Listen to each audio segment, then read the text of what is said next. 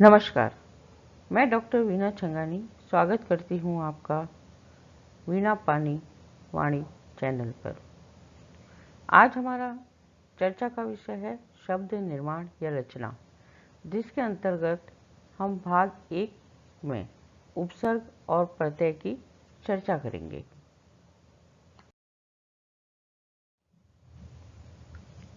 शब्द रचना या शब्द निर्माण की विवेचना करने से पहले यह जरूरी हो जाता है कि हम वर्णमाला के बारे में कुछ जान लें। वैसे तो बचपन से ही जब हमने हिंदी भाषा पढ़नी या सीखनी आरंभ की थी, हमें वर्णमाला के बारे में बताया गया था।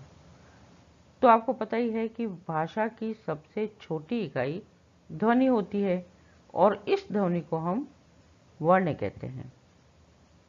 जब वर्णों का व्यवस्थित रूप लिया जाता है तो वो कहलाता है वर्णमाला, और इन वर्णमालों की संख्या है 52, जिसे 2 भागों में बांटा गया, स्वर और व्यंजन।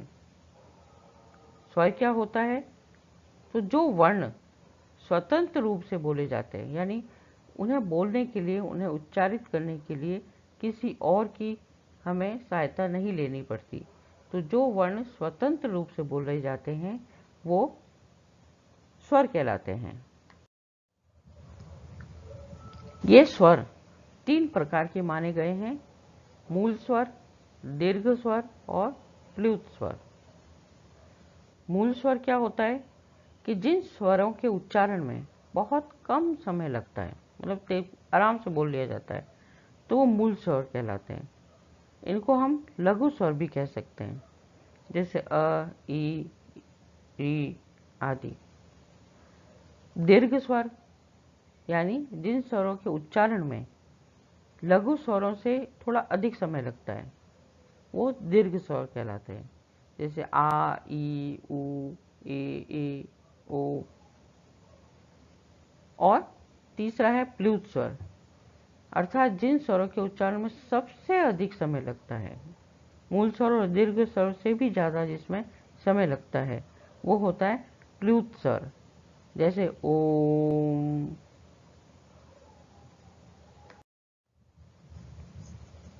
कुछ भाषा वैज्ञानिकों ने स्वरों की संख्या 11 मानी है, जिसमें 2 अयोग्य वाह स्वर भी हैं।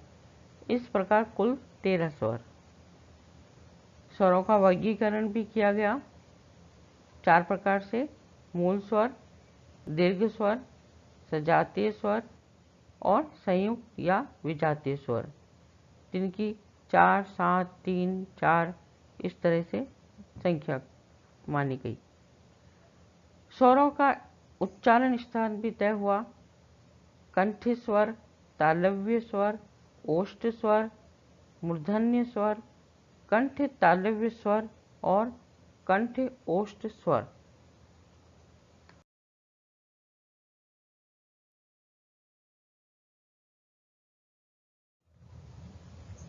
अब हम बात करते हैं शब्द निर्माण या शब्द रचना की। हमारा एक स्वभाव होता है कि भाषा के व्यवहार में हम कम से कम शब्दों का प्रयोग करके अपनी बात अधिक से अधिक रखना चाहते हैं। इस तरह एक शब्द से हम कई अर्थों की अभिव्यक्ति कर लेते हैं, और उसके लिए हम नए नए शब्द की रचना करते हैं, नए नए शब्द निर्माण करते हैं। ये 4 प्रकार से होता है: उपसर्ग लगाकर, प्रत्यय लगाकर, संधि के द्वारा और समास के द्वारा। इस भाग में हम उपसर्ग और प्रत्यय की चर्चा करेंगे।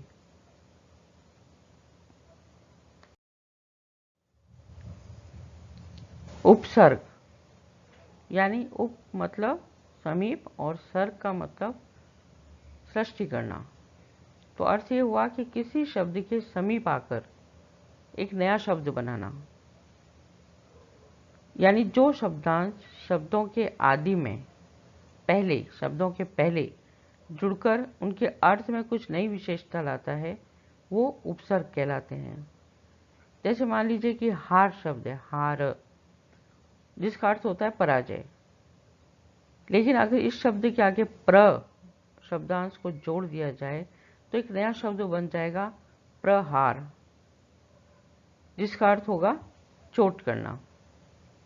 इसी तरह अगर हार के आगे हम आ शब्द को जोड़ दें तो बन जाएगा आहार यानी भोजन। सम जोड़ दें तो बन जाएगा समहार यानी विनाश। और इसी तरह वी को जोड़ दें तो हो जाएगा विहार यानी घूमना। इस तरह के बहुत सारे शब्द उपसर्ग बन जाते हैं।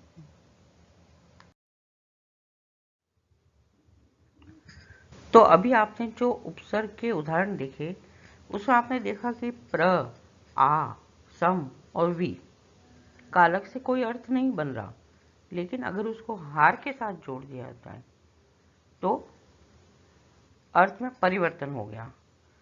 इसका मतलब क्या हुआ? इसका मतलब ये हुआ कि ये सभी शब्दांश हैं और ऐसे शब्दांशों को उपसर्ग कहते हैं। हिंदी में प्रचलित उपसर्गों को हम इस प्रकार से बांट सकते हैं। एक तो संस्कृत के उपसर्ग, हिंदी के उपसर्ग, उर्दू और फारसी के उपसर्ग, अंग्रेजी के उपसर्ग, और इसके अलावा उपसर्ग के समान होने वाले संस्कृत के जो अवयव है वो भी कई बार उपसर्ग के समान ही प्रयुक्त होते हैं।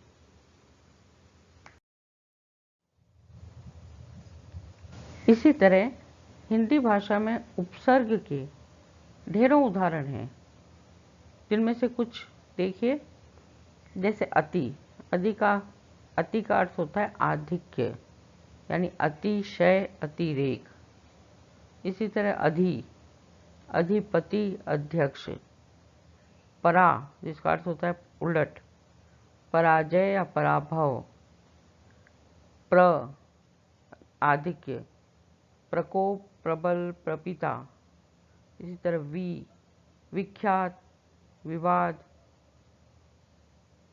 और अभाव के रूप में भी होता है तो विफल, विधवा और विसंगति। कई बार क्या होता है कि दो उपसर्ग एक साथ मिलते हैं और एक नया शब्द बन जाता है। जैसे प्रति और अप, ये दोनों उपसर्ग हैं और वाद के साथ जोड़ दिया जाए इसे तो प्रत्ययवाद। इसी तरह सम और आ, ये दोनों उपसर्ग हैं। लोचन के साथ जोड़ दिया जाए तो समालोचन। वी और आ उपसर्ग को जब हम करण के साथ जोड़ते हैं तो बन जाता है व्याकरण। अब बात करते हैं प्रत्यय की। प्रत्यय वह शब्द है जो दूसरों शब्दों के अंत में जुड़कर, ध्यान दीजिए उपसर्ग तो कब जुड़े थे? पहले, शब्द के पहले, लेकिन प्रत्यय क्या है? शब्द के बाद में, अंत में जुड़ते हैं और फिर अपनी प्रकृति के अनुसार शब्द के अर्थ में परिवर्तन लाते हैं। अब प्रत्यय जो शब्द है वो दो शब्दों से मिलकर बना है, एक तो प्रति और एक अय। प्रति का अर्थ होता है साथ में, पर बाद में, और अय का अर्थ होता है चलने वाला। यानी इसका पूरा अर्थ क्या हुआ?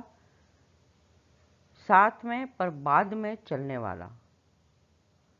तो हम कह सकते हैं कि जिन शब्दों का स्वतंत्र अस्तित्व नहीं होता वह किसी भी शब्द के पीछे लगकर उसके अर्थ में परिवर्तन कर देते हैं। प्रत्यय का अपना अर्थ नहीं होता, न ही कोई स्वतंत्र अस्तित्व होता है। प्रत्यय अविकारी शब्दांश होते हैं जो शब्दों के बाद में जोड़े जाते हैं और कभी कभी प्रत्यय लगाने से अर्थ में कोई बदलाव नहीं होता।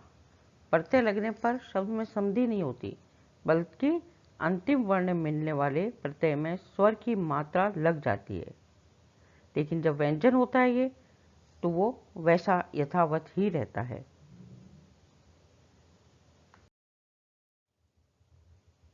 वैसे तो आप हिंदी व्याकरण की किसी भी पुस्तक को उठाकर देख लेंगे तो उसमें उपसर्ग और प्रत्यय के ढेरों उदाहरण आपको मिलेंगे। कुछ उदाहरण की चर्चा हम यहाँ कर सकते हैं। जैसे समाज, उसके साथ अगर एक प्रत्यय लग गया पीछे तो हो गया सामाजिक। सुगंध के साथ इत लगा तो सुगंधित। भूलना के साथ अक्कड़ तो भुलक्कड़। मीठा प्लस आम यानी मिठास। लोहा प्लस आर यानी लुहार। नाटक के साथ कार लग गया तो नाटक कार, बड़ा के साथ आई लग गया तो बड़ाई। टिक प्लस आऊ यानी टिकाऊ। बिक प्लस आऊ यानी बिकाऊ। ऐसे ही होन प्लस हार यानी होनहार। हिंदी व्याकरण की कोई भी पुस्तक उठा लीजिए आप, किसी भी प्रकार की, किसी भी स्तर की, आपको उपसर्ग और प्रत्यय के बहुत से उदाहरण मिलेंगे। और जितने ज़्यादा आप इन पुस्तकों से उदाहरण देखेंगे, आपको उपसर्ग और प्रत्यय स्पष्ट होते चले जाएंगे।